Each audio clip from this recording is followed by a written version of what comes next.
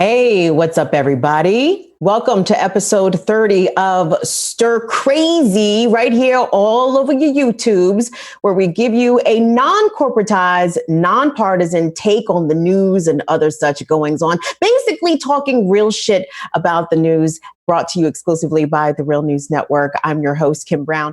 Coming up on today's program, the high profile murder of Black jogger Ahmaud Arbery has captured national attention, not only for its sheer brutality, but for the fact that the two alleged white shooters have yet to be arrested nor charged in this incident. But did you hear about the Black security guard in Flint, Michigan, who was shot in the head after telling patrons that they had to wear a mask before they could enter? Arrests were made in that case right away, and I'm sure you can guess what the big difference in that was. We're going to get into that in a little bit. Also coming up today, one thing about this pandemic that has been really underreported, not spoken about, not dialogued about enough, nearly enough for my taste, is the fact that there is a tremendous rise in domestic violence, people having to stay in homes with abusive partners. This is such an epidemic. One international agency has labeled it calamitous. Do you know somebody living in a fucked up shelter in place situation? Please tell us about it. We definitely want to hear about how people are coping during this time. And also in the news, Donald Trump naturally is trumping hard once again. This time, his do-boy over at the Department of Justice, Bill Barr, announced today that they will not be pursuing a case against Trump homie Michael Flynn. And that is where we will begin. It's time to bring in our fantastic panel. We are joined today with Jacqueline Luqman, fan favorite in the comments. She is a host and producer here at The Real News. She's also co-host of the radio show By Any Means Necessary that airs on Sputnik Radio. We're also joined today with veteran broadcaster and managing editor here at The Real News, Marc Steiner. And later on in the program, we are very fortunate to be joined with Professor Gerald Horne from the University of Houston. Yeah, give it up for Professor G. Yes, sir. He teaches all that good history, and you know he's going to have plenty of things to say. So listen, join us in the conversation, hop in the comments, jump in that chat, and stay tuned to the end of the hour because we have a special announcement that really involves you, all of our viewers that have been tuning in faithfully to Stir Crazy. So don't forget, stick around at the end of the hour for a special announcement. But Jackie and Mark, I want to thank you guys for being here. How's everybody doing? Great being here. Awesome. Doing really well. How y'all? Good. Good to see you, Jacqueline. I haven't seen you in a while. I know. Good to see you too, bud. Well, gang, the first place I want to start is this breaking news announcement coming from the Department of Justice. Bill Barr announcing today that the department will no longer be pursuing a case against former General Michael Flynn. Michael Flynn was out there doing real reckless things at the end of the Obama administration and during the 2016 campaign. Marc Steiner, Yes. you know, Donald Trump has not been shy or has not showed any reluctance to put on his displays of cronyism. He likes to look out for his boys, you know, pull them out of jail, make sure they get the good tax cuts, anything they need. What is your take on this announcement from the Department of Justice that Michael Flynn, the case will be dropped? My take on this is probably going to hear a similar take on many things we're going to talk about today. You ain't seen nothing yet. What Trump is doing is, I mean, he's a madman, and so he'll just be doing these things all over the place. But what's behind that are the Bill Barrs. What's behind that is all of the right-wing legal think tanks that are pushing this. I mean, I don't think Trump is bright enough to figure most of this stuff out for himself. But he knows he's a great showman, and he knows... and he listens to the people around him. They tell him who to appoint. They tell him who to let go.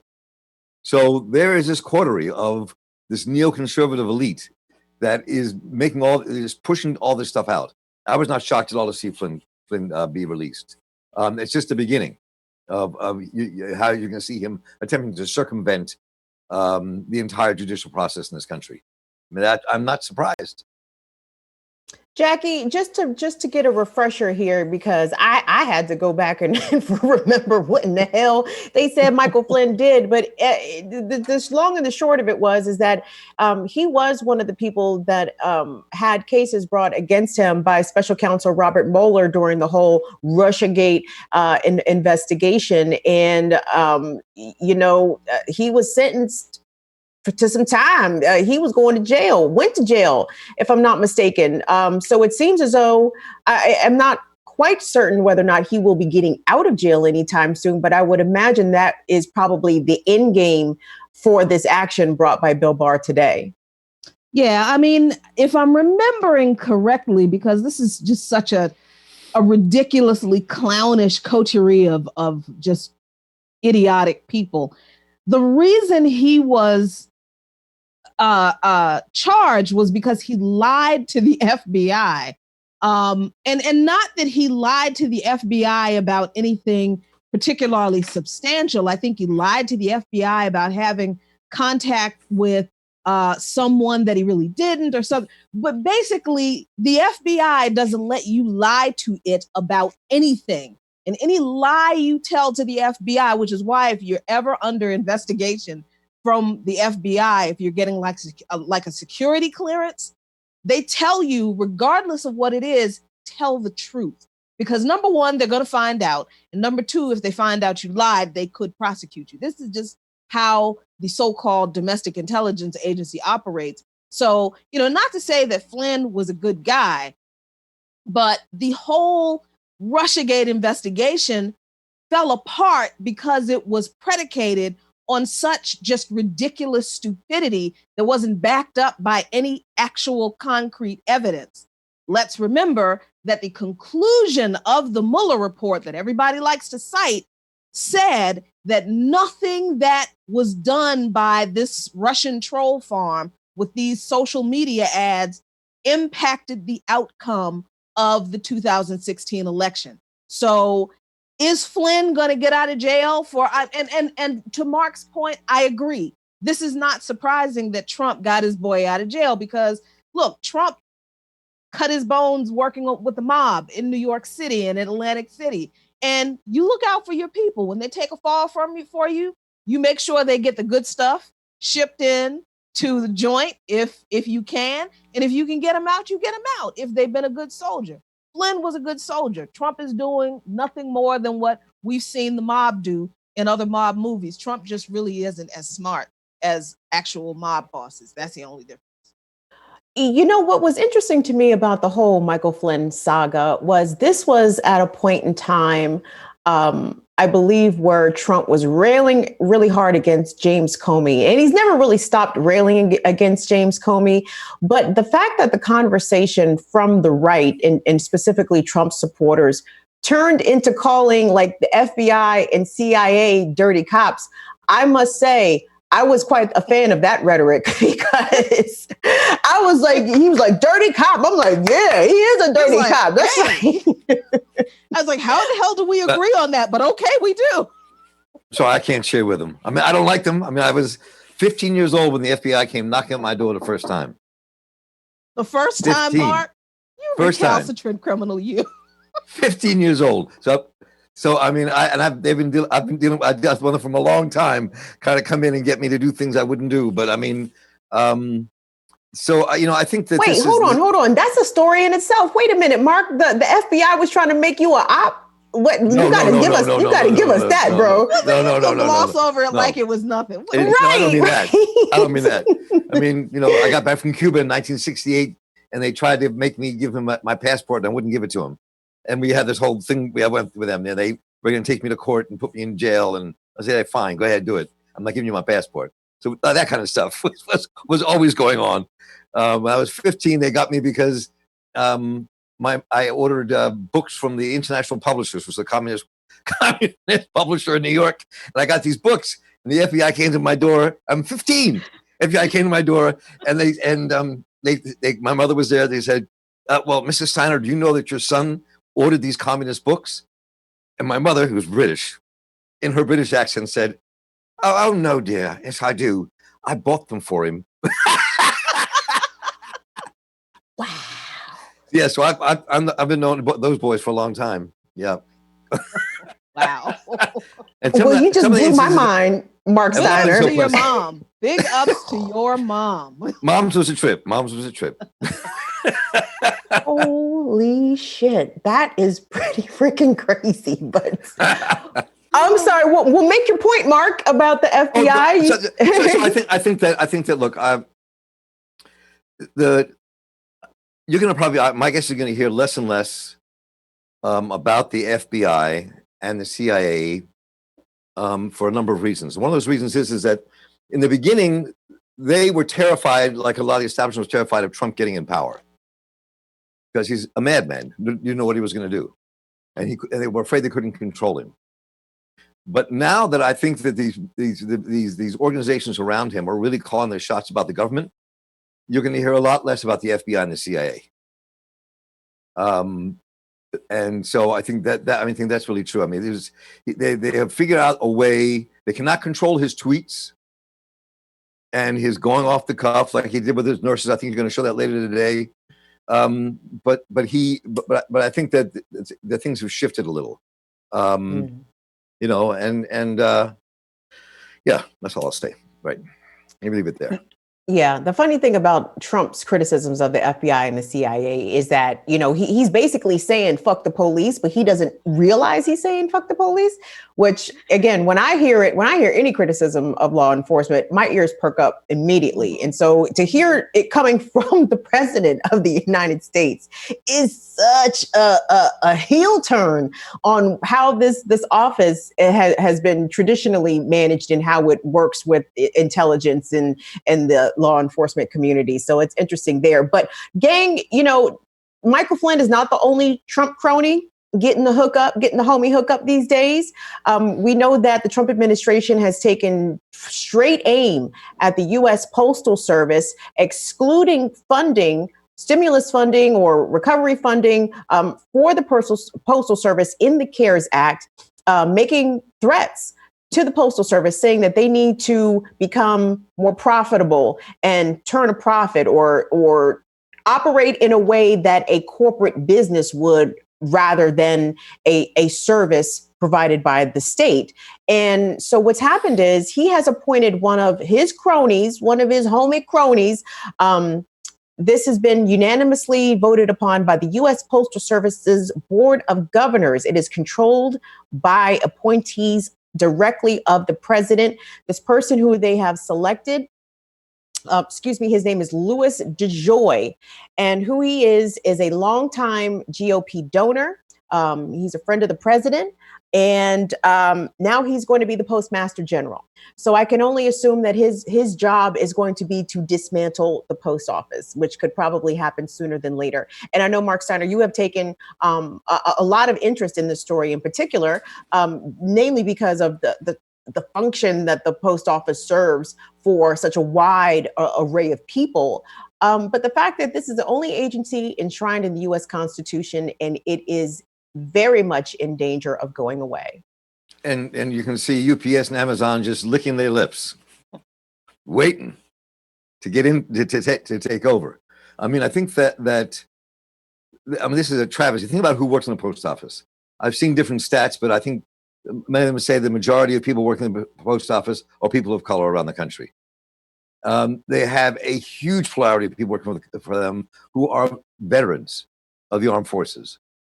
I think this workforce is 436,000, around that number there, around the country. And in the post office historically, like as in the black community, was one of the bulwarks of building the black middle class after World War II. So this is an attack on all kinds of levels. And I'm going back to my theme today, which is there are groups in the United States that have done everything they can over the years to whittle down on the power, prestige, and funds going to the post office. They're going to try to make a major push to do this now, to just take it out and make it so minimal that to render it useless. And I think that's again another fight in our hands. These are people who ideologically believe whether you're you can be on the left, you can be a neoliberal. There are certain things people believe in common, which is the role of government to make people's lives easier and better. We can argue Jackie? I'm sorry. but the neoconservatives, they want to destroy it all. They want to take government and bottom it out. And this is where they're going to start. They think it's an easy target. Jackie, from a piece on In Common Dreams, Mr. DeJoy, number one, has no experience in the post office. The statement that the Board of Governors released, they said, quote, that he is an accomplished business executive in North Carolina.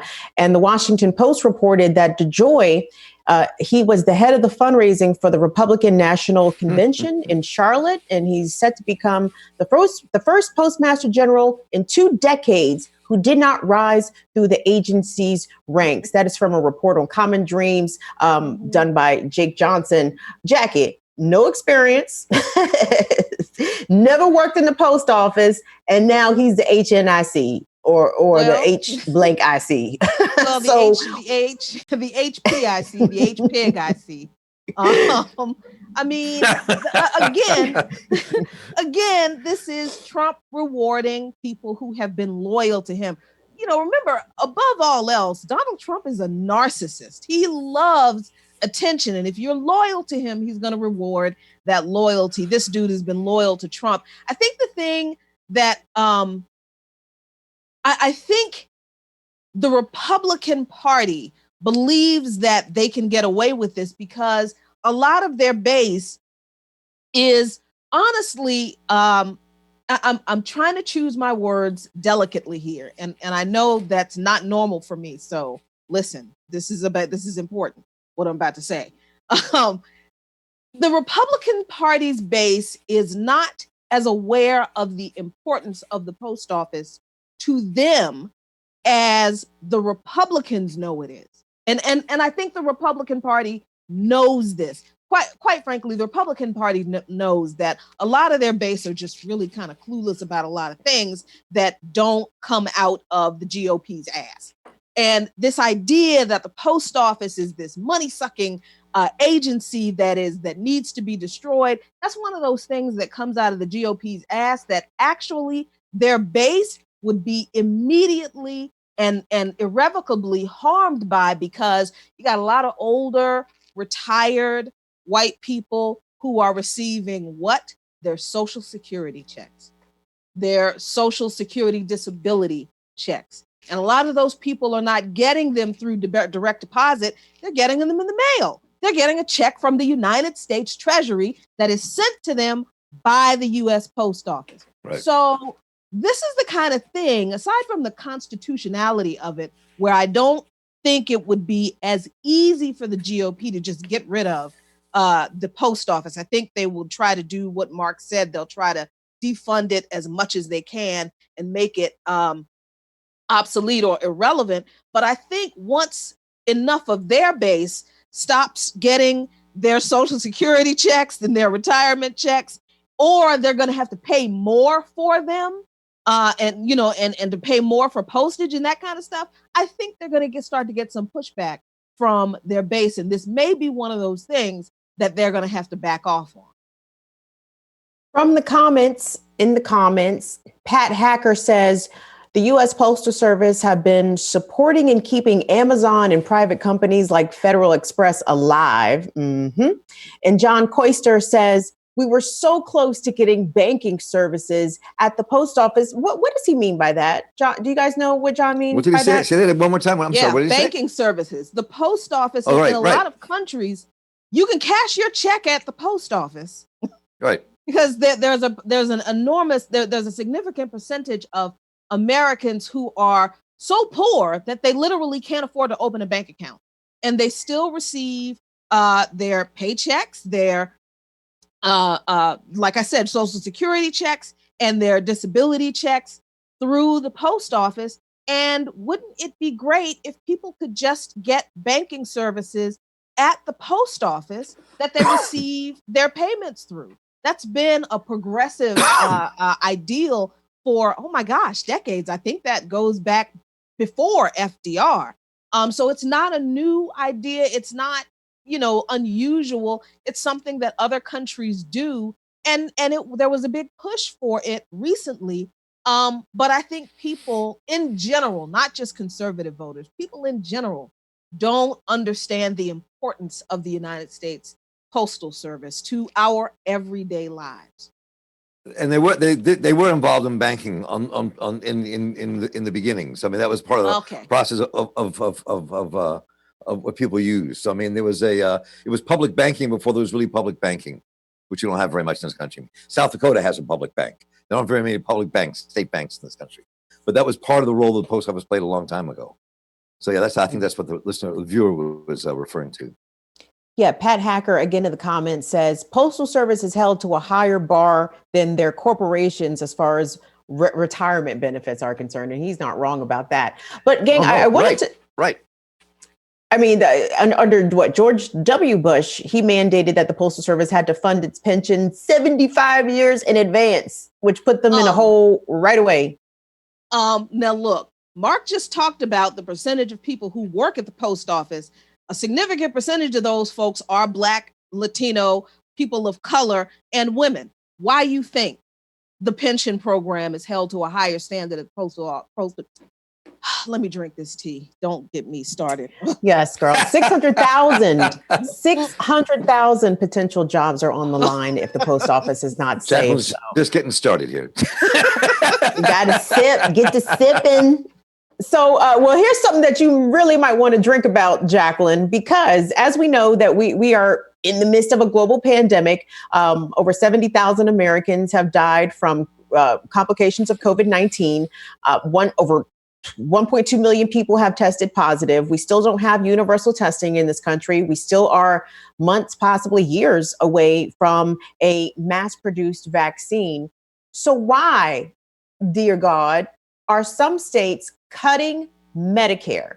They are cutting their Medicaid programs by tens of millions of dollars, making it more difficult for people to access healthcare. And this comes as 30 million plus Americans have filed for unemployment, meaning that so many have already lost access to their employer covered healthcare. And the three states, hold on, Dwayne, I got to go to my screen real quick so I know what I'm talking about properly. This was reported upon in Politico. So three states that they highlighted were Ohio, but governed by Mike DeWine. He used to be the former attorney general there also. Now he announced a $210 million cut to his state's Medicaid program in the next 2 months.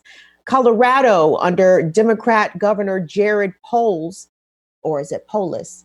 $229 million in spending cuts in Colorado. And in Georgia, where Medicaid enrollment is projected to rise by as much as over 500,000, Republican Governor Brian Kemp and GOP legislative leaders have instructed every state agency to prepare for a 14% reductions all across the board. That is coming courtesy of Politico. So, gang, as we are in the midst of reopening America, reopening the economy, even much to the chagrin of many public health experts who say that we haven't even met the little bullshit threshold that Trump set, that states have to have 14 consecutive days of declining COVID infections and deaths before they can consider entering phase 1 of reopening. Why are governors, both Republican and Democrats, cutting Medicaid right now? Greed. They are greedy. They are greedy people.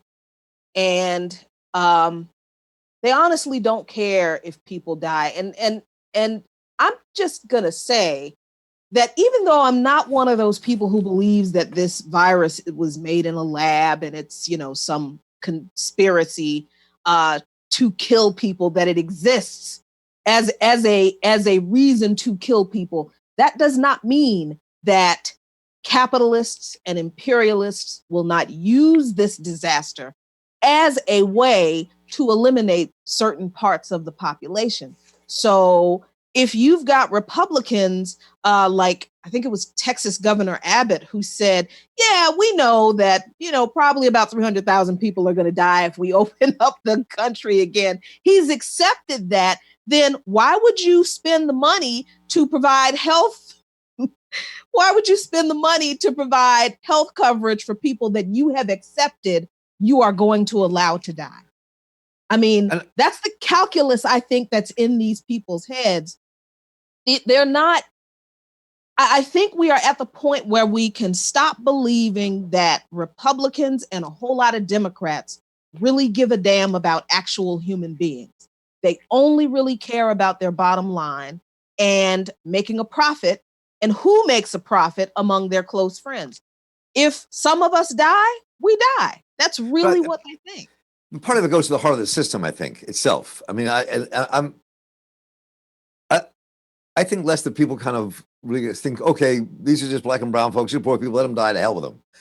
Some people clearly think that, but I think that the issue here is how Medicaid is structured.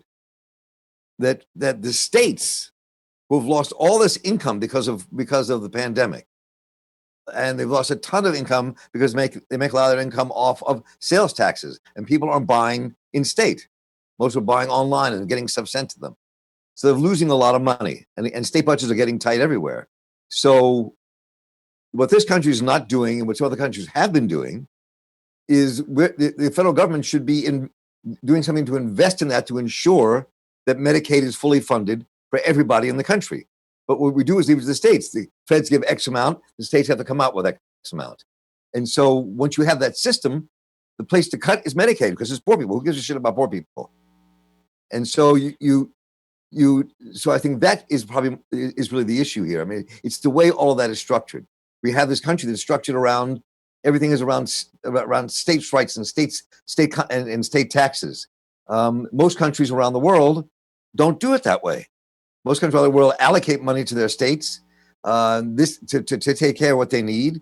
The taxation is federal, and you put the money in to take care of people when crisis comes about, which is what they're not doing. So a whole system is established in a way to make Medicaid, to make this crisis happen in Medicaid. And I think that's part of the problem. That's why you have a very progressive governor in Colorado and a very right-wing governor in Georgia, all cutting. I mean, I don't give those two guys moral equivalency, because one is, I think, a fairly decent guy, and the other one is a racist jerk. But I mean, but I think that's part of it. It's the way the system's set up. It's a systemic problem. Well, capitalism and this country. Go ahead, Jackie. Yeah, I mean, I think that, it's a part of the way the system is set up. But when I look at the pressure that people in the states were able to put on the governors of the states, who turned around and put pressure, or listen to the president, whatever that virulent symbiotic parasitic relationship between the GOP governors and Donald Trump and his supporters it is, we can see the influence that governors have on policy that is set in the White House. If you're nice to Trump, if you go along with him, then he's nice to you. But if you push back on him, then he's going to say mean things about you. But what would happen if a bunch of GOP governors, because they actually claimed they cared about the people who put them in office, what would happen if they pushed back on the president en masse and said, okay, look, we agree with you. We're fine with all this other stuff, but you have to give us money so that we can provide health coverage for our citizens. Fine, we'll open back up and let some people die, but we can't let our Medicare budget, we can't zero out our Medicare budget for that. We have to push back on you for that. So, I'm not disagreeing that it's a systemic issue. I just feel like sometimes we focus so much on the fact that the system is bad that we take the responsibility off the people who are continuing to perpetuate the system, when at any point they can make a different choice, and they might actually be able to make a difference.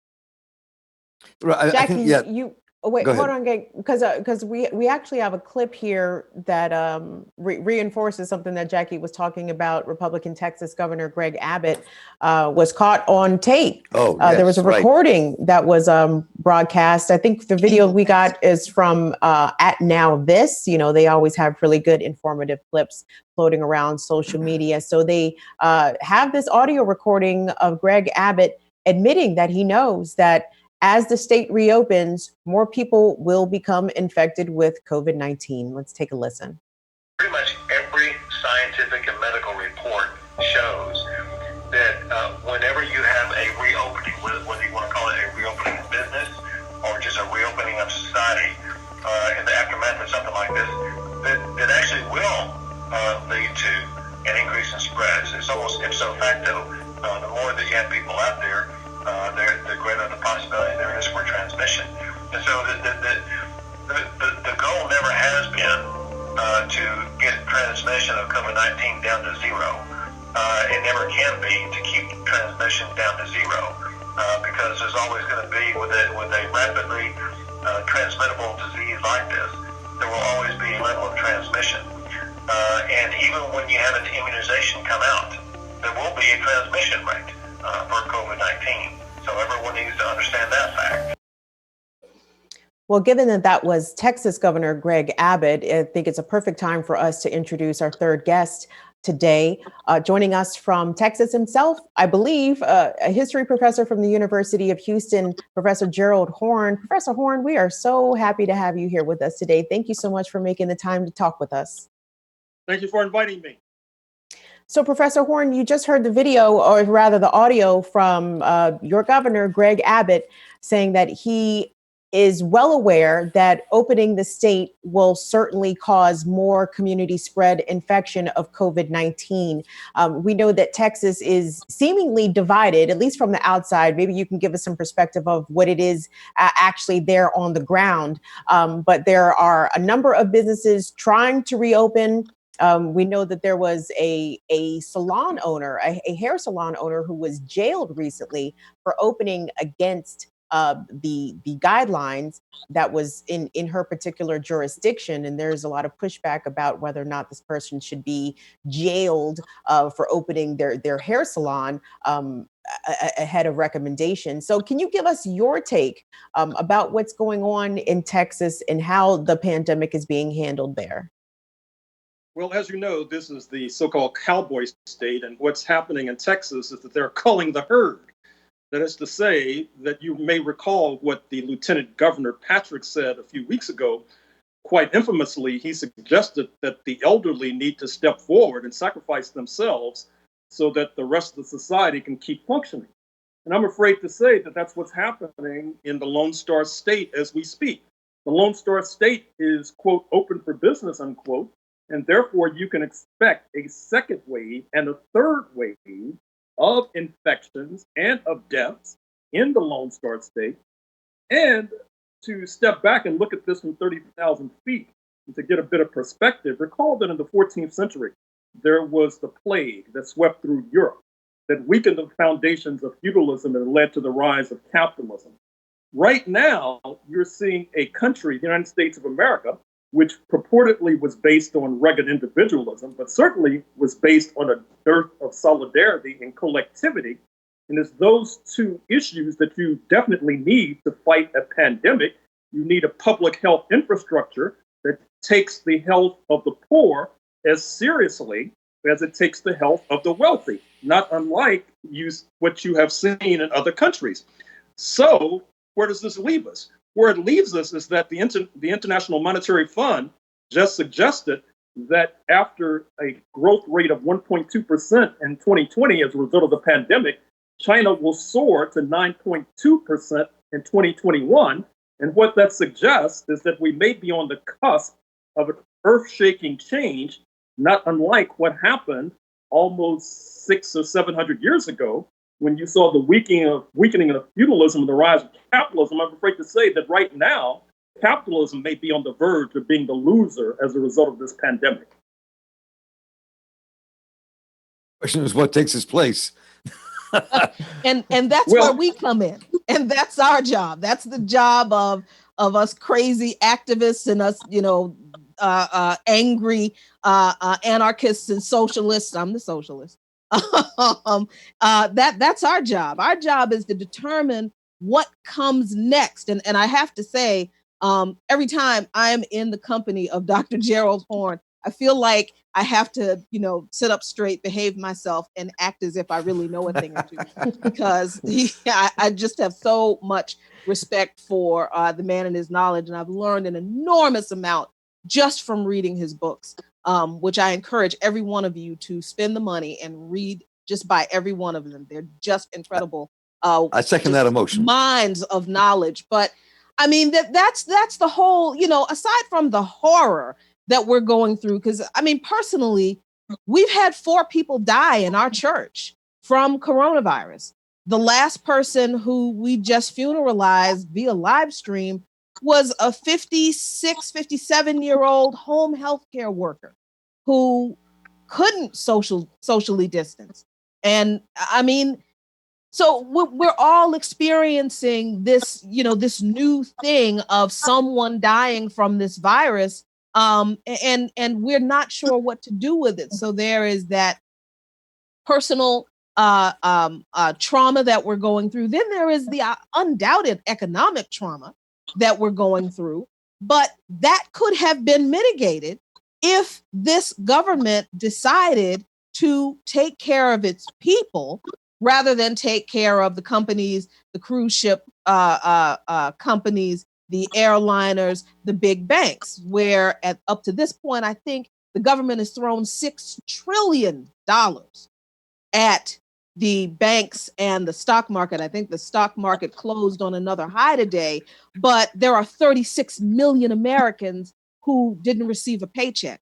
So this idea that the economy is based on the health and the strength of the stock market and not on the health and the strength of the workers is being just exploded right now. So it is worker solidarity. It is working class solidarity. It is the solidarity of the people in all of the professions that make the money for all of these companies that's going to have to determine what comes next, because we're at that point. Mm-hmm. Reptile Z in the comments says it's the robber baron era all over again. I don't think, Professor Horne, would you agree or disagree with that? Oh, I definitely agree. I mean, look at what's happening with this so-called bailout. In many ways, what these so-called bailouts illustrate is that there's a kind of neo-slavery at play. That is to say that with regard to the 1%, on the upside, when they're making profits, those profits are privatized. That is to say, it goes into their purses and lines their pockets. But on the downside, their losses are socialized, which means that we, the taxpayers, the 99%, are forced to subsidize these corporations that are losing money hand over fist. Look at Disney, for example, which a few weeks ago seemed to be an unstoppable juggernaut, but now is borrowing in the billions just to stay afloat. This kind of neo-slavery is not sustainable. And it's not sustainable as well because, as has already been suggested, you have the US government in the process of trying to borrow trillions. If history is any guide, a significant percentage of that fund will emerge from the People's Bank of China. That is to say, China will buy treasury bills, which are basically loans to the United States government to keep the post office afloat, to keep the Pentagon afloat, to keep all the various agencies afloat. But at the same time, you have this loose talk in Washington about a new Cold War. You have this loose talk in Washington, in fact, about war with China. And at the same time, the United States is dependent upon China for the PPE, the personal protective equipment that is so necessary to fight this pandemic, because the supply chain leads directly into that Asian giant. And so the United States is trying to talk out of both sides of its mouth. Now, that may work with regard to a real estate deal on the Upper West Side of Manhattan by this former reality TV star. I'm not sure if it works with regard to high-level diplomacy and high-stake diplomacy and the future of this planet. Schultz 100 in the comments says, Gerald Horne, I always learn new things from this wise cat, especially historical America.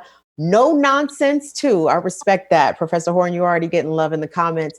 Folks, I wanted to move us along in the conversation because one thing that I think has been grossly underreported throughout this pandemic, throughout all these shelter-in-place orders, has been the rise of domestic violence. And according to the United Nations Population Fund, they calculate, because this pandemic has started at the beginning of the decade, that this is going to be a very bleak decade for women over the next 10 years. They are predicting at least 15 million more cases of domestic violence, 15 million more cases of domestic violence than previously before because of the pandemic.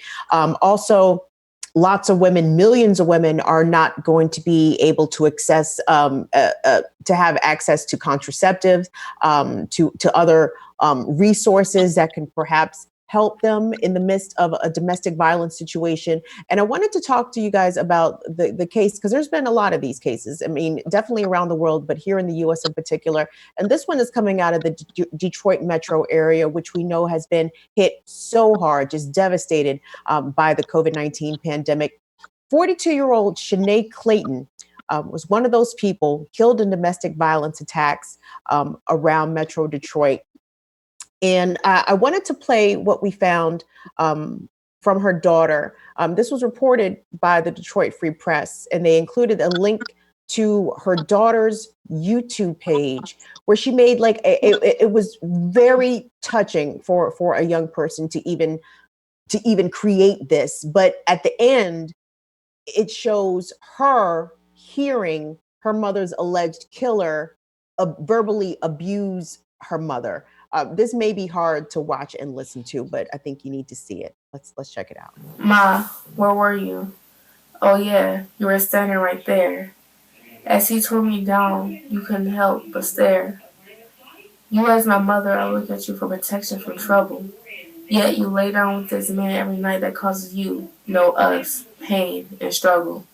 I thought a man is supposed to treat you like a queen. I guess your crown fell off when he chased you and screamed.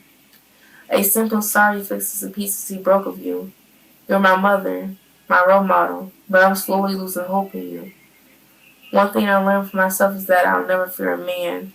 Even if I have to take a stand and he kills me then will you take a stand?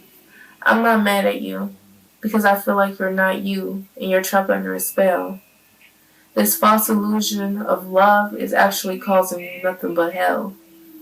But beware what me and my siblings see, because history do seem to repeat.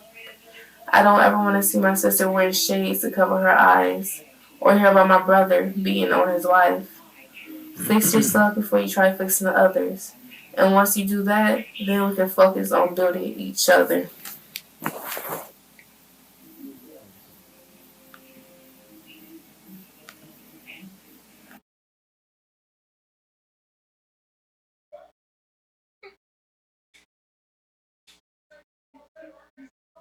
I'm so scared, sorry. I'm gonna go back to sleep. Shit, you fat bitch! Shit, nigga, I'm serious. Now, if your ass got something to say, fuck you too. How about you just go? You did. Yeah, cause don't scare ass, you scared. It's a devastating situation. It's definitely made that much more tragic and compelling to hear her daughter's observations of the abuse and the horrible things that her mother endured. Jackie, domestic violence is a problem in general, but with people not able to go to work, not being able to earn money, women's resources, being able to get up and perhaps leave a situation has been greatly compromised or taken away altogether.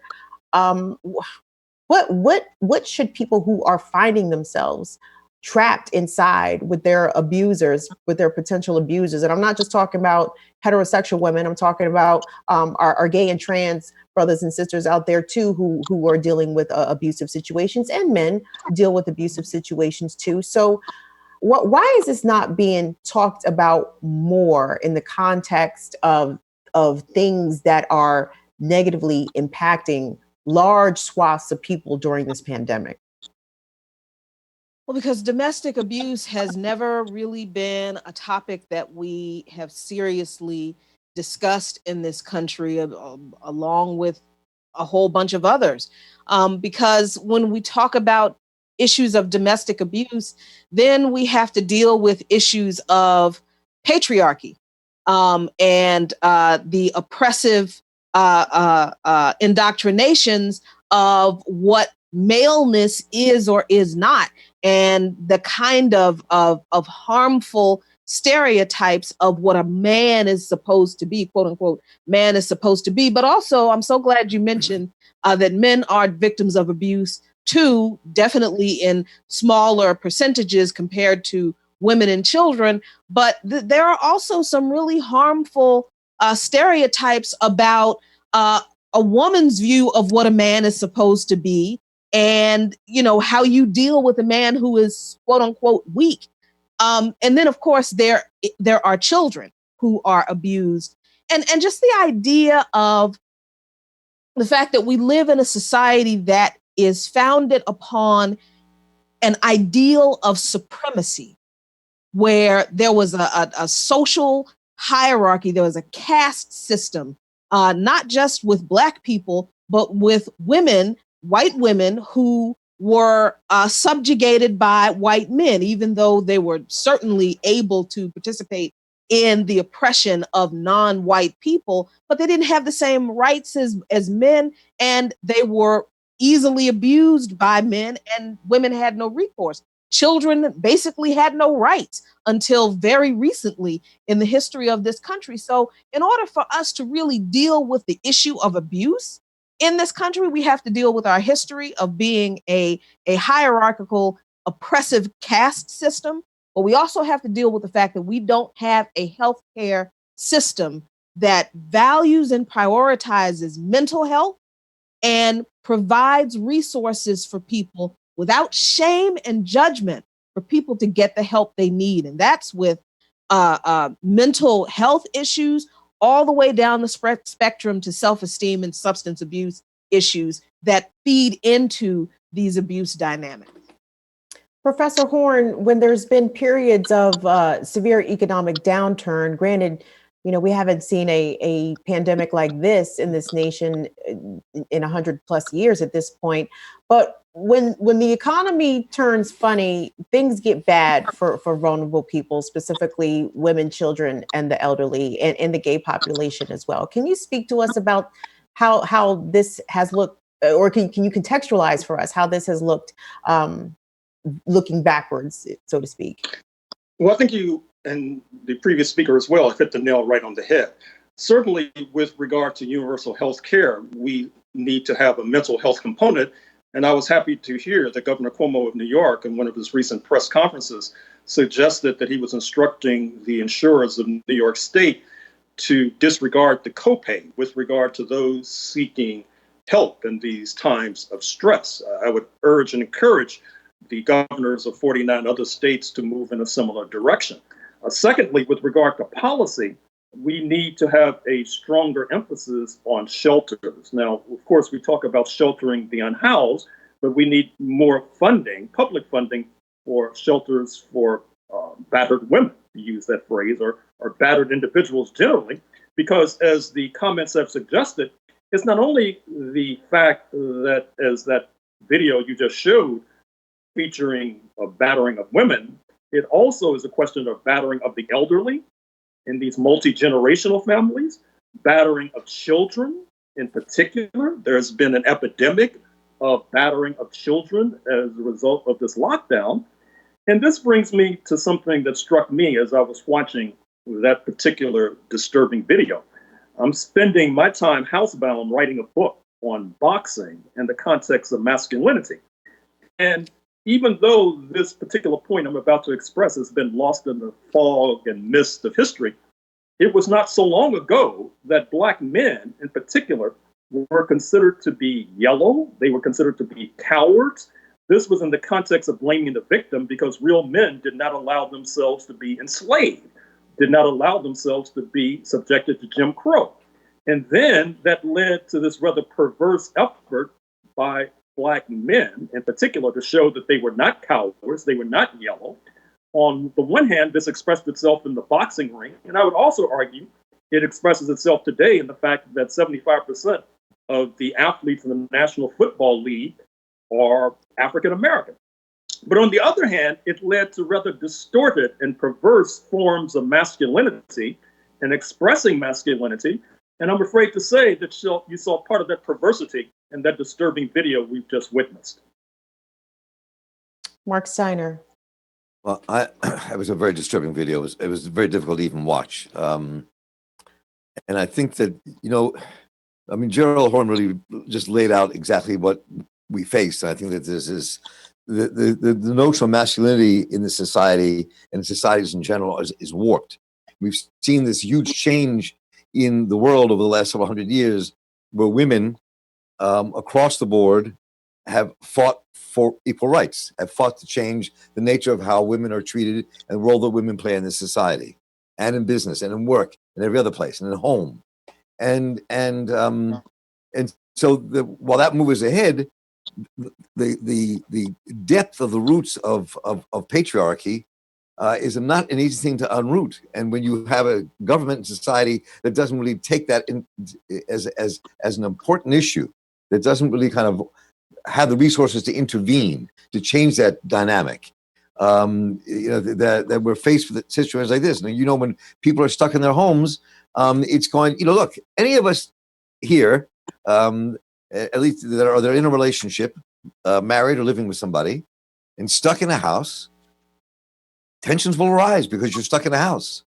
But our sense of patriarchy in this country and power twist that in so many homes, so that leads to the violence. And there's no and we don't have the facilities to take care of that, and we don't invest in the facilities to take care of that. We don't wrestle with how to change that dynamic between men and women in this country, which we could do as a society, but we don't invest time and money in it. And I spent part of my life in my earlier years working in that world, and I almost get speechless sometimes because I'm just. It was so difficult. I mean, when I ran a group therapy program once in the theater program. I had a theater program in prison for several years that I ran, and they asked me as a therapist if I would also go in and run some groups. And I said, sure, I'll run some groups. One of the groups was men who were identified by other men as having committed acts against women, even though they weren't in jail for that. So they were in a group, and the depth of hatred and of women, of how they viewed women, was one of the most chilling experiences of my life. And I realized how deep the problem is in our society. And it's not just people going to jail. The domestic abuse happens in wealthy homes, happens everywhere. So it's patriarchy is deep and powerful, like racism, and it's not easy to unroot. Yeah, it's quite a shock when you discover that men don't actually like women, right? Especially being a woman, and I say this, I'm certainly not trying to be flip, even though I'm trying to come across a little lighter. But it's jarring because as you're raised as a little girl, Jackie, I don't know if this is your experience, but I was always raised to think that I was equal to boys in intellect and in a variety of different things. I knew boys were bigger and stronger than me, but I just figured that was biology. But when you get older and become a young woman and you realize how many negative attitudes that men have about you just as a woman without knowing you as an individual, it is shocking. And I can imagine it can be shocking for men who are not misogynists to hear misogyny coming from other men. And it is jarring. But guys, we're deep in the hour, and I wanted to get to this very important case, two cases actually. The tragic murder of Ahmaud Arbery has finally gained national attention. The 25-year-old Black jogger in Georgia, shot and killed February 23rd, allegedly by a father and son duo, Travis and Gregory McMichael. Both have connections to local law enforcement, which has led to the delays in these gentlemen being charged. The district attorney said that there are attempts now to convene a grand jury, but those efforts are delayed because of the shelter in place closures. The courts are going to be closed there until June. The family attorney is saying that arrests could be made right away. The mother of Mr. Arbery said that, she wants to see justice for her son. But one story I'm not sure if some of you have heard about was the murder of a security guard, Flint, Michigan, working at the Dollar General, minding his business. He tells a woman and her daughter that they can't enter the Dollar General without wearing face masks. Allegedly, the woman leaves, comes back with her partner and her adult son, and these two allegedly shot this man in the head. Let me get his name, because it is very, very, very important that we say his name. His name, was not Gerald, but his last name was Calvin Merlin. 43 years old, married, father of 9. There is a GoFundMe posted for him that has raised, as of now, over $370,000. Panel, the reason I bring these two stories up is because both of these murders happened in broad daylight. They were witnessed by others, but yet arrests have been made in one. And may I point out that the arrests for the murderers of Mr. Merlin are all Black. And in the case of Mr. Arbery, the two suspects are white. And I don't think that these things are coincidental. And Professor Horne, if you could you share with us how, I guess, historically it's not unusual for white perpetrators to escape justice or any sort of legal repercussions if the victim is Black. But if the perpetrator and the victim are Black, usually somebody is definitely going to jail behind that. Well, I think the answers to your questions are already expressed by yourself. Sadly and unfortunately, we should not be surprised by this tragic turn of events. With regard to the murder in Georgia, it shows the more things change, the more they remain the same. Recall that this incident in Georgia is eerily reminiscent of what happened in Florida some years ago with regard to Trayvon Martin, stopped by George Zimmerman, a so-called security guard or a mall cop, if you like, who confronts him because supposedly Trayvon Martin is where Mr. Zimmerman feels he should not be. Trayvon Martin is in a hood. He's killed. That helps to give rise to the Black Lives Matter movement. This murder in Georgia, sadly and unfortunately, is taking place during an era of social distance. That is to say, it's difficult to arrange for mass demonstrations with people standing 6 feet apart. But I dare say that the heroic people of Georgia will accomplish that difficult task. And it also reminds me of something that we should not forget, which is that people, at least certain people, are revealing their character in this time of crisis. And I think that we should take this question of social distance very seriously. That is to say, if you see some strange person defined as white coming to you, you should probably cross to the other side of the street. But more than some sort of individual remedy, we need to think of mass remedies. For example, in the wake of the Trayvon Martin murder, there was an attempt, for example, to take this spate of murders to the United Nations Human Rights Council in Geneva. Obviously, that's going to be difficult in terms of flying to Geneva, but certainly we should be in touch with the human rights authorities in Geneva.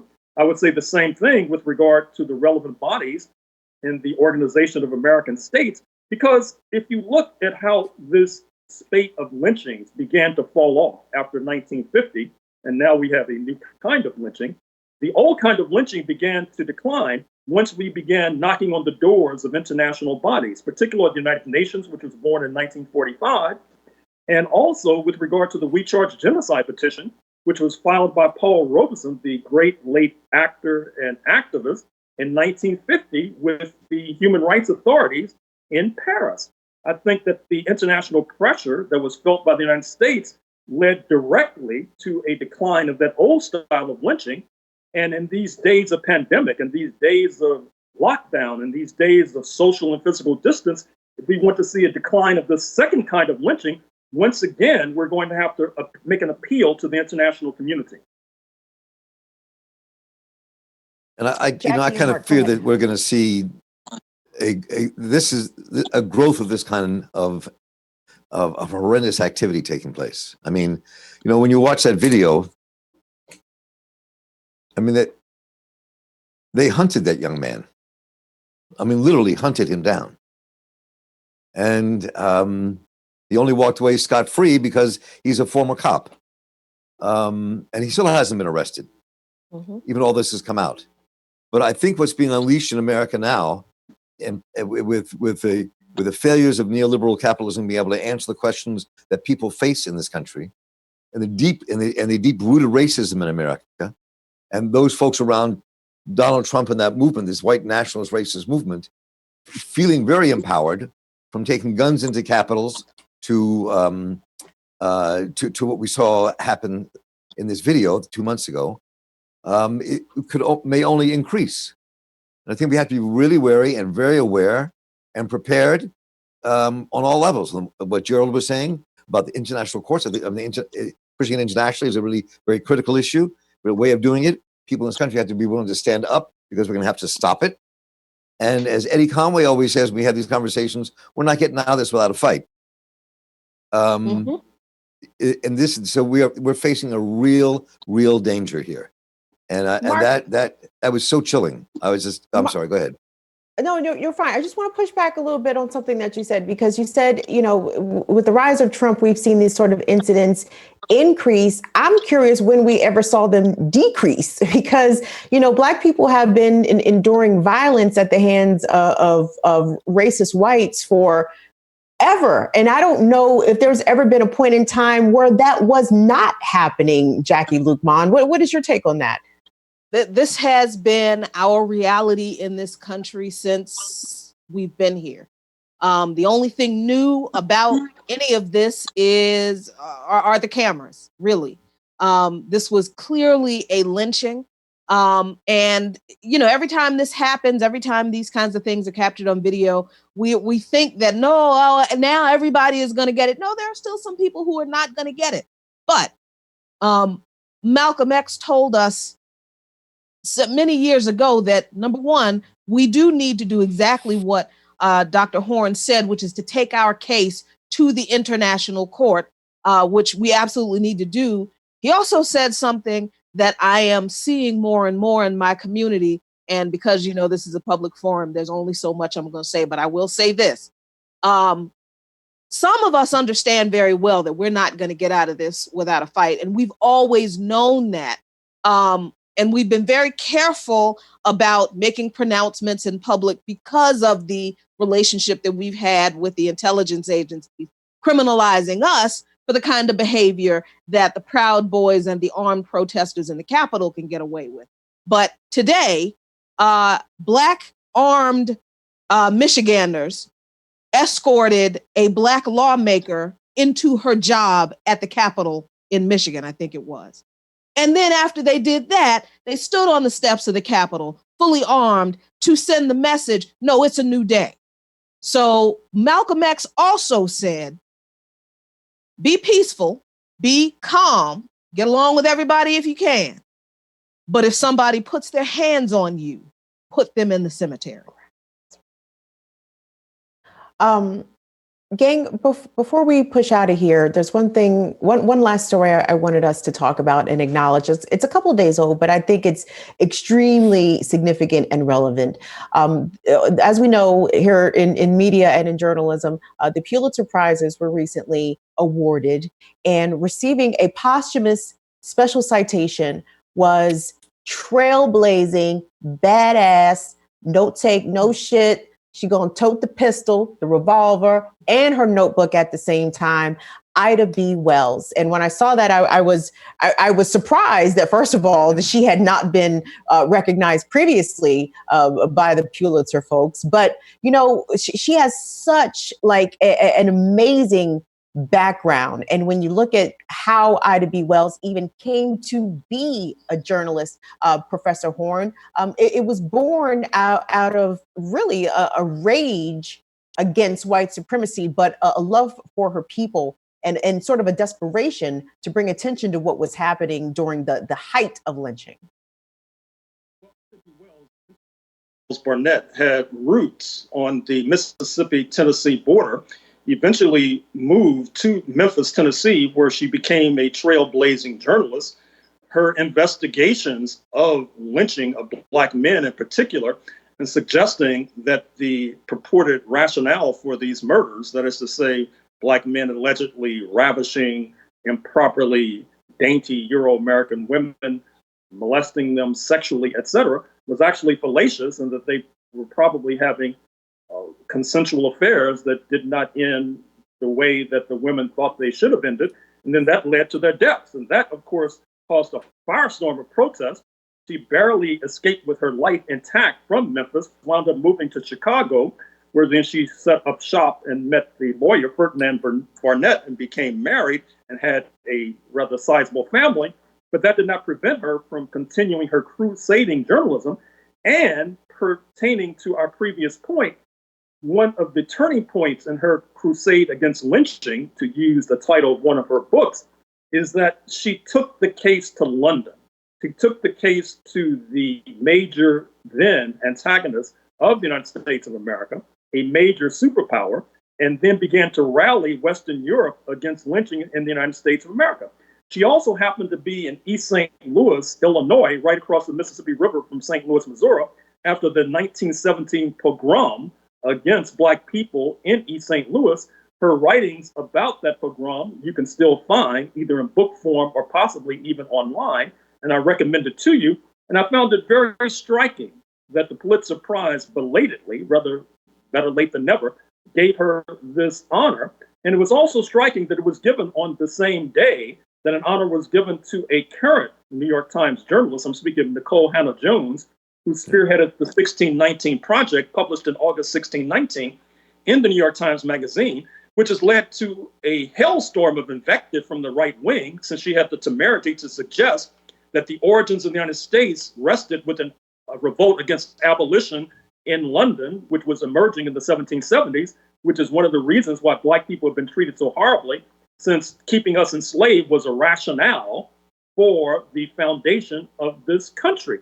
This has outraged the right wing, as well as the fact that she suggested that to the extent the United States became democratic, it was because Black people struggling not only for their own rights, but for the rights of others, as represented in the fact that the 1965 Immigration Act, immigration reform, opened the door to a changing of the demographic makeup of the United States, allowing into this country millions of people of Asian descent, Latin American descent, particularly Mexican descent. And this is in the wake of the Civil Rights Act of 1964, the Voting Rights Act of 1965, and the anti-Jim Crow movement, which pushed back successfully against white supremacy. So certainly it's more than appropriate to call out the name of Ida B. Wells Barnett. And can I throw something in here? Because one of the things we don't talk enough about, and I didn't watch the Pulitzer ceremony, I don't know if they did it or not, is that Ida B. Wells truly is one of the mothers, one of the founders of investigative journalism in America. I mean, for all journalism, she was one of the pioneers to teach the world how to do investigative journalism that makes a difference, that changes society, that pushes the envelope. And I think, we do that often when it comes to people like Ida B. Wells, who was this brilliant, fearless, at least fearless woman who fought so hard and did the work that people want to say, yes, she was a great Black journalist. No, yes, she was. But what she did was she helped America find its root in investigative journalism. She's the person who created that world for the rest of America. We forget about that. We shouldn't forget about that. Absolutely. I mean, and just she is always what I aspire to be and do, because my purpose for being in media at all is because I want to tell the story. I want to tell the story that people have to tell about their experiences that nobody will listen to, because those stories matter. And I'm going to tell you that I've been sneaking a peek at the comments. And as a Black woman, this is incredibly important to me, that somebody tell the stories of marginalized people. Because while it is absolutely true that in this capitalist society, we're all oppressed by the capitalists if we're not rich, it is also true that Black people, Latino people, and Native people, and disabled people, transgendered people, marginalized people have that extra burden of oppression upon us. And if I am willing, as one of those marginalized and oppressed people, to tell your story of oppression under capitalism, you can't come to me and tell me that my story as a Black woman being oppressed in a white supremacist society is irrelevant because debt slavery is the only thing that's important to you. That's not how we get free. How we get free is we connect all of the stories, we tell all of the stories, and we bring the importance of all of the stories out into the open. We're not going to get free by claiming that focusing on race is a problem, but we only have to focus on class. No, that's not that. The problem is all of those things, and we can't push each other aside like that and expect to defeat this beef. Well, we're going to leave the last word right there with Jackie Luqman. Gang, we went into overtime today, ladies and gentlemen. My but tea is cold even. All right. Before I let everybody go, so I wanted to share with the audience. So next week, we're trying to do something new.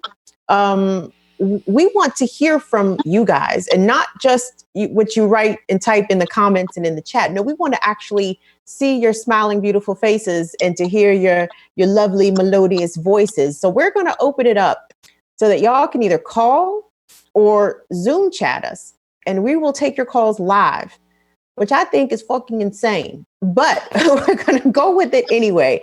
And part of the reason why we have this idea to go in this direction, we got a call and a voicemail last night. I'm going to say who it is afterwards, Dwayne. I got to unlock my phone, but go ahead and run that voicemail. Hi, this is a message for Kim Brown from Sally McMullen in Oberlin, Ohio. I'm with you, girl. I really, really hate it here. Seriously. Laughing, but serious. Bye. Well, thank you, Sally.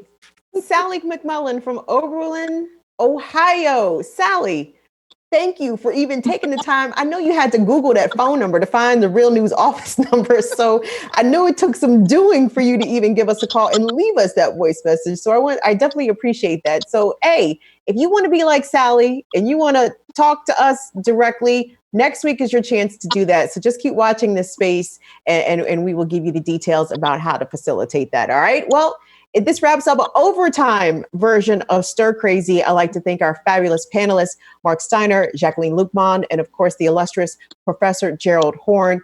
Thank you all so much for being here. Fantastic discussion as always. Enjoyed it. Thank you so much. Thank y'all. Y'all take care. All right, gang, I'm Kim Brown. Stir Crazy, episode 31. Tomorrow. Be easy, gang. See y'all later. Deuces. Bye-bye.